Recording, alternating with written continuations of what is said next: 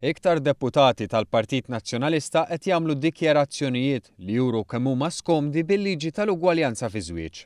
Xi ħaġa li mhix sorpriża wara li l-gazzetti tal-Ħadd irrapportaw kif laqgħa tal-grupp parlamentari dwar is-suġġett kienet waħda taħraq għaliex ħafna deputati inħasdu meta saru jafu li mhux se jkun hemm sempliċi bidla fl-isem tal-liġi tal-Unjoni Ċivili u fl-aħħar intlaħaq kompromess li jkun hemm vot iva. Anke jekk għal ħafna u ta' konvenjenza għaliex qabel l-elezzjoni ġenerali, il-Partit Nazzjonalista qal li jaqbel ma' żwieġ bejn persuni tal-istess sess.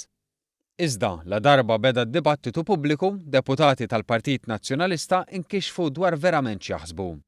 L-iktar li dejjaqhom u li minflok mara u raġel se jkun użat it-terminu konjugi biex il-liġi ma toħloqx diskriminazzjoni. Skont id-deputat nazzjonalista Clyde Pooley, dan ifisser li l-liġi isa ta' xi pajjiż komunist. Il-lingwaġġ neutrali ma ġobx lanqas lil Jason Azzopardi. Ikkuntattjat mill-Malta Today qal li din hi xi ħaġa li mhijiex loġika. Skont il-Malta Today meta Jason Azzopardi kien mistoqsi jaqbilx mal-liġi u qal li dan jiddependi minn kemm il-Gvern jaċċetta dak li qed tirrakkomanda l-Oppożizzjoni. Beppe Fenekadami ukoll qal li għandu jkun hemm emendi għal din il-liġi. Filwaqt li deputati oħrajn kienu kawti ħafna. Stephen Spiteri qal li se jivvota favur u meta mistoqsi jekk jaqbilx mal-ispirtu tal-liġi qal li m'hemm xejn ma xiex taqbel. Herman Schiavone qal li hu obbligat li jżomm mal-wib tal-Oppożizzjoni.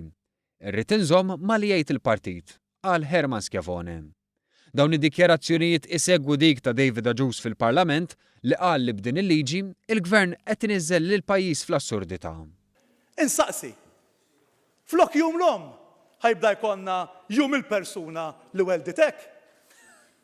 F'din l-assurdità qed iġġibu lil pajjiżna